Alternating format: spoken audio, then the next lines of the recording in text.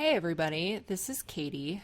A few weeks ago, we put out a call for folks who are working or have interest in the intersection of data science and topics in racism, racial justice, that kind of thing. This important topic that we're having this national conversation about, asking folks who were working in the overlap of those two areas to get in touch and tell us about what they're working on, because it's really important. And I am very excited today to be welcoming Todd Hendricks, who's one of the folks who reached out to us. Todd, thanks for joining us here today.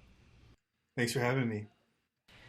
And so, Todd, we're going to talk about a policing data set that you've been working with. And in general, I'm really looking forward to hearing about what you found as you've explored that more. You are listening to Linear Digressions.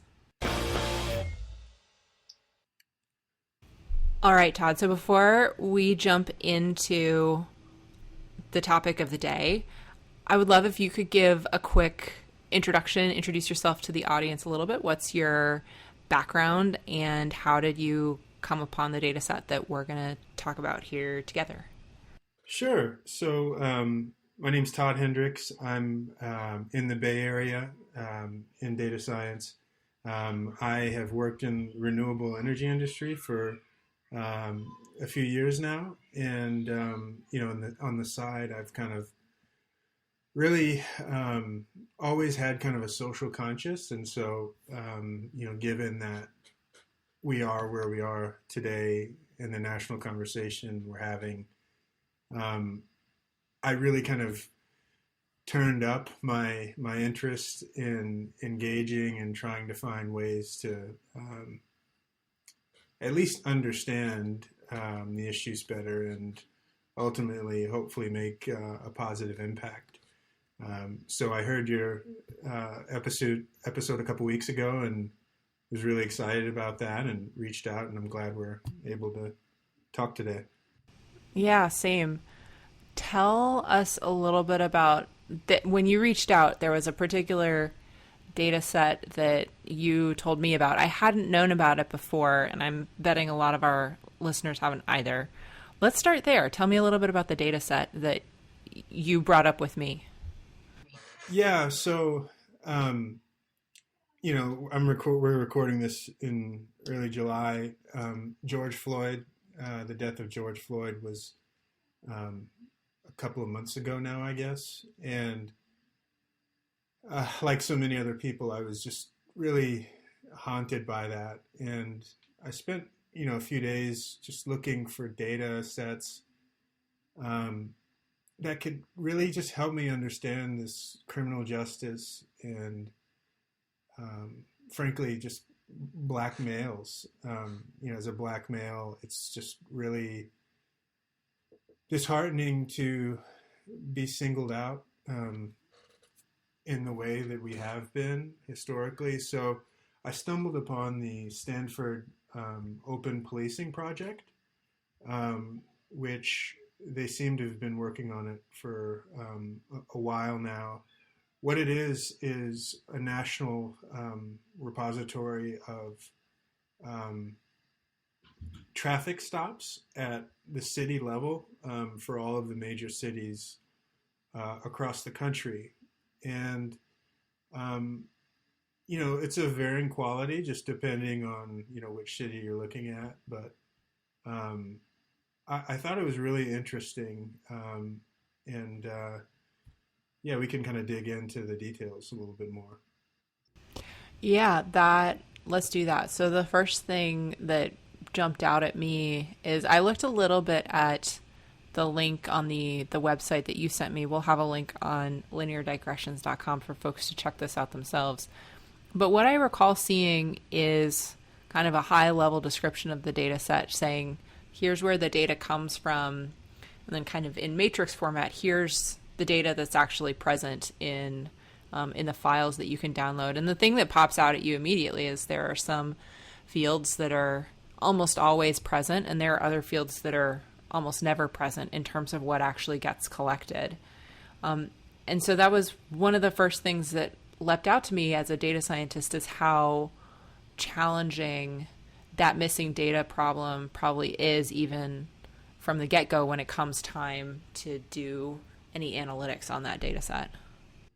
Yeah, absolutely. And I think it highlights from a policy perspective, if we're going to get serious about this issue, at a national level, I think, we need to find some kind of common ground as to what data is required. And I'd like to give out a shout out to Campaign Zero. Hopefully you can link to them in the show notes there. One of the many awesome organizations that are, advocating for criminal justice reform, and that's one of their recommendations. Another glaring omission, I think, is the absence of the arresting officer information. You have pretty basic metadata like the date and the time and where it was, but I feel like the really interesting information leading up to the arrest is at a minimum it's inconsistently defined, if it's present at all. And I will note that this data set is specific to traffic stops, and it captures police actions that follow the traffic stop, whether it be a search of a vehicle, a citation issued, and so forth. So it's pretty interesting. So what format does the data come in? Is it a series of like CSVs effectively? Yeah, CSVs, and some of the bigger like the state patrol for California like has 31 million stops. So it just depends on yeah. So some of them probably don't fit on the machine, but it comes in CSV. Okay, interesting. And part of the reason that I ask is for folks who were listening, also a week or two ago now, we had another interview guest who was a PhD student in criminology and also worked a lot in related issues. I'm blanking right now on the exact area where he was also like a working data scientist though, so worked a lot with these data sets. And he was pointing out that part of the challenge, besides having access to the raw data, is it being in any kind of like machine readable format. And so it's something that we data scientists sometimes take for granted, that like data for us often like starts in a CSV, but even getting it to that point is a non-trivial exercise. So when I hear about that actually being the state of the world, I'm actually pretty appreciative of that. Yeah, I mean, I'm sure it takes a lot of work to get it in the form now. I'll just note that some of the interesting columns, like the violation column, is just string data. So there's a fair amount of parsing that or pre-processing to get it to a state where you can do something with it. Yeah, that makes sense. So what are some of the, as someone who has explored this data set a little bit more, what are some of the things you've done with it? What are some of the possibilities you think it offers to an analytical approach to this kind of thing? Yeah, so I live in the Bay Area, and so I was interested in, what was taking place in San Francisco. And, part of what motivated that is, in some of the commentary around George Floyd, there was the observation that Minneapolis is supposed to be, a liberal place. And, we saw how the police department, we're learning about the issues that they have. And so I thought, San Francisco is in a similar situation. There's a lot of gentrification happening in San Francisco, which presents its own challenges. Anyway, that was the context that motivated me looking at San Francisco. And, San Francisco is 5% black, but in terms of raw numbers, they basically, there's the same amount of arrests among the black population as the white population, which is about 45%. And so you start to see this huge kind of imbalance when you start looking, digging into, all right, who's getting arrested after traffic stops?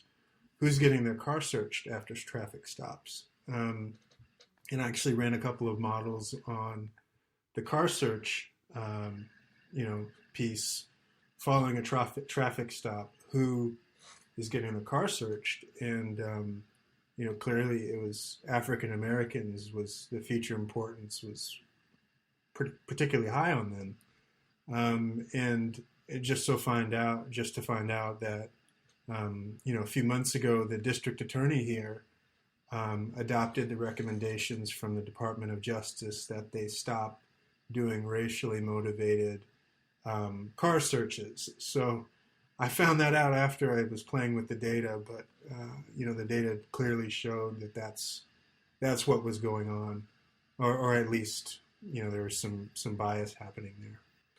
There's something else that you mentioned in there too that I thought was interesting. I'd like to expand on it. It was the mention that there's a perception perhaps that there's like blue cities that you might naively expect to have better racial equity. Again, that might be a very naive impression, and I'm wondering if that was something that you looked at in the data, kind of our naive perception of where we would expect racial issues to be the worst, or maybe data collection practices around racial data for traffic stops in this case, like if that matches up with maybe what you would have guessed at the beginning of the project. Yeah, so when you look at the different localities, I think we all kind of have preconceptions about which parts of the country are better on race than others, and it's really interesting that when you look at this matrix view of what data is available, North Carolina is actually doing better than a lot of different places, and being that it's a southern state, the whole history there, at least I wouldn't have assumed that North Carolina is as good on capturing data as they are. And then you look at a city like Los Angeles, which it's a blue city in a blue state, and the only thing that they have really is the very basic metadata, and they don't have anything about the officer's reasoning for the stop. There's just a big glaring hole on what data that they're capturing, and I'm making this argument on the assumption that if we're interested in change, we have to start with having good data, and it's just surprising that some of these places don't have better data than what you would expect. Yeah, and that was, if I recall correctly, what you mentioned earlier as one of the focal areas for Campaign Zero. Is that right? Like it sounded from what you said like part of what they're pushing for is a kind of more national set of standards and data collection practices so that we can pool and aggregate our data and it's high quality for analysis on a national level. Exactly. Yeah. They've got a data scientist on staff. His name's Sam Sengawe, I think. I'm probably butchering it. But, he's made this argument and continues to make this argument. So that's one of the many great things that they're doing at Campaign Zero. Cool. And I think one other thing that leaps out to me listening to you talk about this, and we all knew it naively, but it's just very striking, is that, because of the way that this data gets collected, because we know that the traffic stops, for example, have all kinds of biases and how they even occur in the first place, that in terms of finding correlations and things like, feature importances when you build models, you can see what some of those relationships are when the data is present.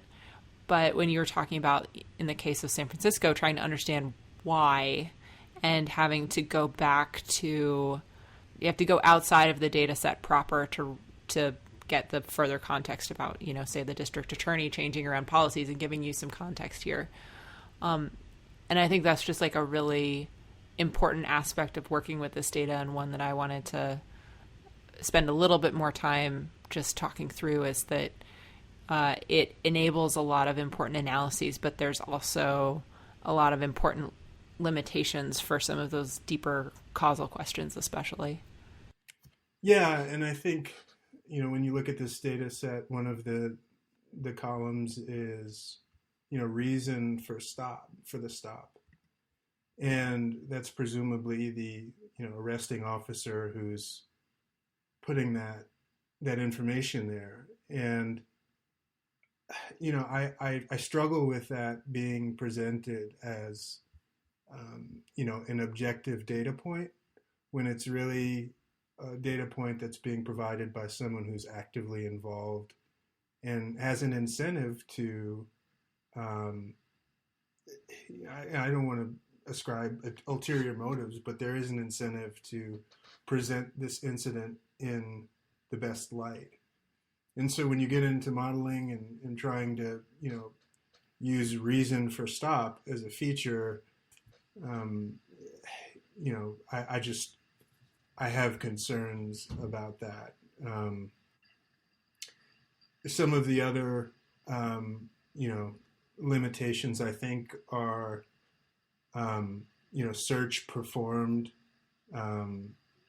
search conducted. After the fact, it's really easy to justify that path. So I guess I'm saying kind of the same thing, in that some of these data points are a little bit shaky. So zooming out for a second then, Todd, what you mentioned at the beginning of this is the reason that you started looking at this data set in the first place was thinking, here is an issue I care about. We know that there's imperfect data that's being collected about it, but there is data. And trying to think through how you as a data scientist could bring some of that experience and, your interest in this subject, how much you care about it, together with the availability of data. And so I'm curious, when you look back at this, what you've learned so far from that lens, if you are generally satisfied and you're finding that, at least with this data set that you have available to you as an interested sort of layperson, anybody with a computer can access this data set, if you have found it generally a satisfying experience and the data set is giving you a good set of material to work with, or maybe you find yourself with more questions after you've done some of this analysis than you had when you started. I'm curious, from that perspective, what this project has been like for you. Yeah, I certainly think that it raises more questions than it answers, which is good. I think I came away with a healthier appreciation for just how complex something as innocuous as a traffic stop can be. There are so many different decisions, taking place on both sides, the officer, the person, being pulled over, that doesn't make its way to the data. And so, when I was taking a look at the data just in an exploratory context, these outcomes are coming out quite clearly. You can basically, find out what you need to find out in terms of outcomes pretty quickly. But what's the mechanism that's driving that outcome? And how do you find it in the data? I haven't been able to answer that question satisfactorily, but I think that's something that's going to kind of nag me, and I think it'd be interesting if some of the listeners want to engage with this data. It'd be cool to find out kind of what they find from the data. Yeah, so that seems like a good opportunity to just recap for folks who are now interested in poking at this data set a little bit themselves. We'll have a link on lineardigressions.com, but you said the name of the data set is the Stanford Open Policing Project. And then also Campaign Zero as another organization that we mentioned here that is pushing for kind of more standardized and uniform data collection practices, exactly so we can do some of these apples to apples comparisons. Great.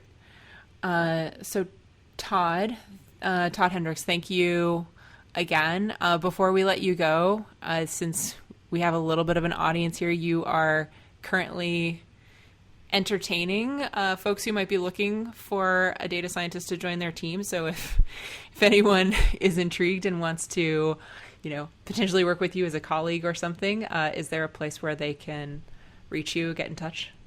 Yeah, I'll make sure to give you my email, and maybe you could put it in the show notes, but it's hendricks.ta@gmail.com. Great. And you have a LinkedIn profile too, right? I think you do. I do. You can find me on LinkedIn. Todd Hendricks, Hendricks.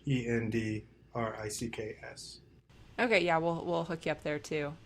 Yeah, so any of you who are listening right now, if you want somebody to talk about policing data with, Todd is your person, or also if you're just looking to hire a data scientist in the Bay Area. Thank you again so much, Todd, for number one, reaching out, number two, being so generous with your time to come talk about this stuff. I know I've learned a lot. I'm sure most of the people listening to this have too. And I'm glad that we as a community are finding opportunities to learn more about racial issues through data sets, but I think also learning about how we have some space to be better. So I'm glad we had a chance to talk about that in a little bit more detail here today. Yeah, thanks, Katie. I'm a big fan of the podcast, and you and Ben, and so this is awesome to be with you here. So thanks for the opportunity. Well, pleasure is all mine, truly. Thanks. Linear Digressions is a Creative Commons endeavor, which means you can share or use it any way you like. Just tell them we said hi. To find out more about this or any other episode of Linear Digressions, go to lineardigressions.com. And if you like this podcast, go ahead and leave us a review on iTunes so other people get to listen to this content too. You can always get in touch with either of us. Our emails are ben@lineardigressions.com and katie@lineardigressions.com in case you have comments or suggestions for future shows. You can tweet us at lindigressions. Thank you for joining us, and we'll see you next time.